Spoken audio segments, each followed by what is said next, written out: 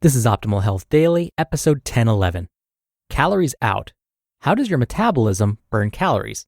Part 1 by Rachel Trotta of racheltrotta.com, and I'm Dr. Neil, your host and narrator. Hey there, happy Monday, and welcome back to another week of Optimal Health Daily. This is where I read to you from some of the best health and fitness blogs on the web, kind of like an ongoing audiobook, and with a little bit of my own commentary at the end. Now, we have 5 shows where we narrate blogs for you, covering a bunch of different topics. Check them all out by searching for Optimal Living Daily, wherever you're hearing this. I'm going to keep this intro nice and short because I'm excited to read to you from Rachel Trotta's blog. So let's get right to today's post as we optimize your life. Calories Out. How does your metabolism burn calories? Part 1 by Rachel Trotta of racheltrotta.com. Knowledge is the antidote to fear.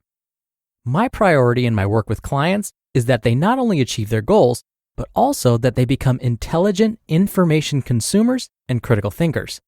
With all of my clients, I strive to educate them so that they can be unfazed by new studies that pop up on the morning news or on social media, and can understand how to analyze new information and translate it into meaningful action.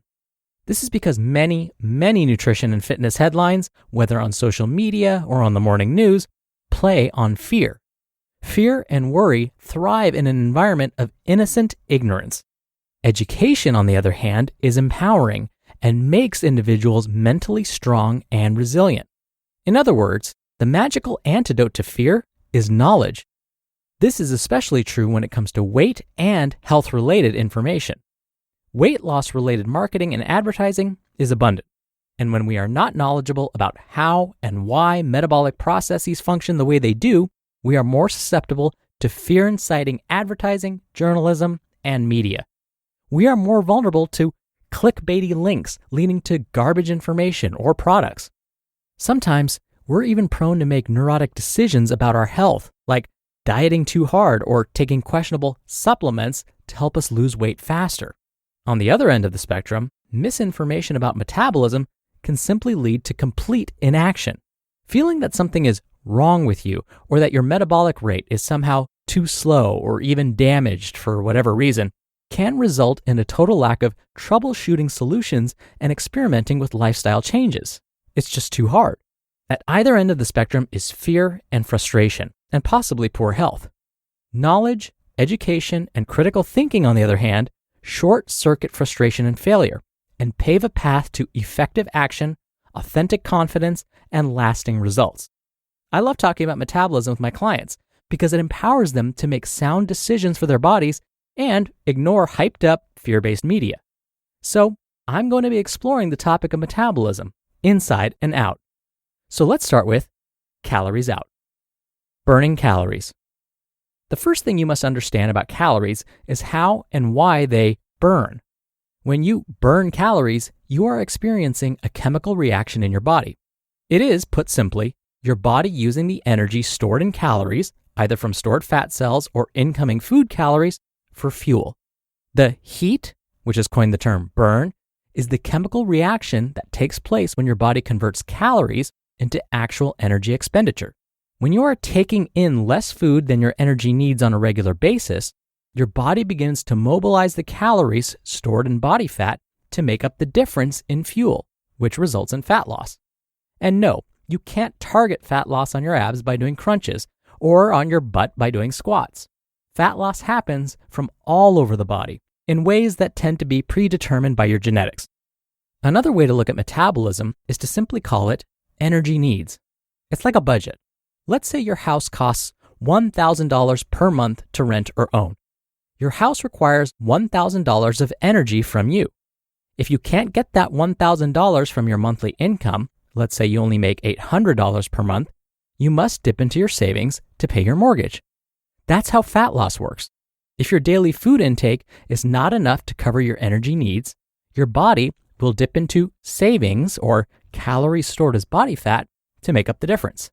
So, what is all this energy needed for? Energy needs for survival. An absolutely huge part of your metabolism is solely dedicated to keeping you alive. Even if you relaxed in bed all day, your body would still work quite hard to keep your lungs pumping, your heart beating, your liver detoxifying, and more. In other words, if you did not exercise at all, your metabolism would devote considerable energy to simply running the machine. Even for small women, let's say, this calorie burn is typically upwards of 1,000 per day, much more than you would likely estimate. Your body takes energy just to maintain itself. This is called resting metabolic rate. This number is highly individual and can be calculated simply using height, weight, age, and sex. You can roughly figure out your resting metabolic rate, though, by multiplying your body weight by 10.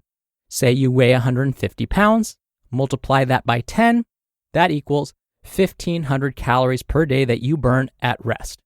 But to get the most nuanced number, there are more specific formulas that you can find. Some individual factors, like hormones, can affect resting metabolic rate. More on that later, though.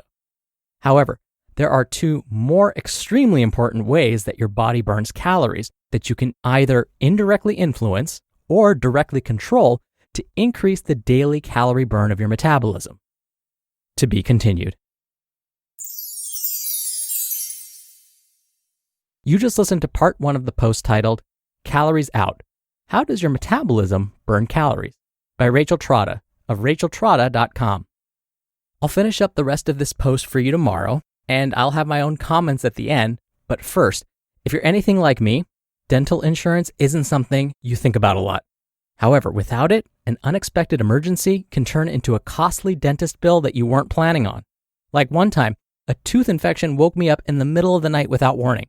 Lucky for me, I had my dental insurance ready, a valuable lesson learned from my horrific wisdom tooth experience, and I was able to apply it towards my procedure. Spirit Dental makes it easy to find a dental plan that's right for you.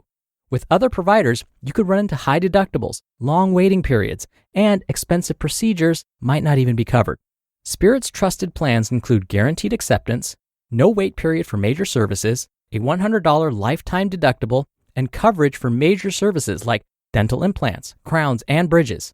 If you're looking for dental coverage made easy, visit spiritdental.com/OHD to gain a little peace of mind.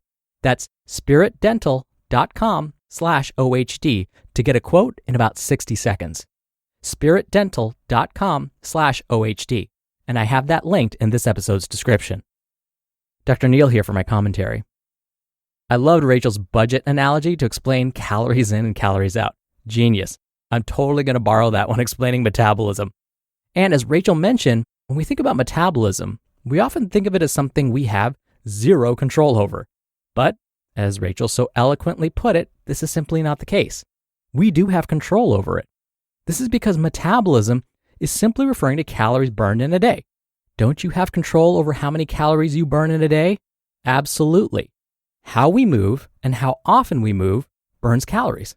In fact, some very interesting studies have been performed comparing those that are constantly fidgeting, those folks that can't seem to sit still and are always tapping their feet or their pencils.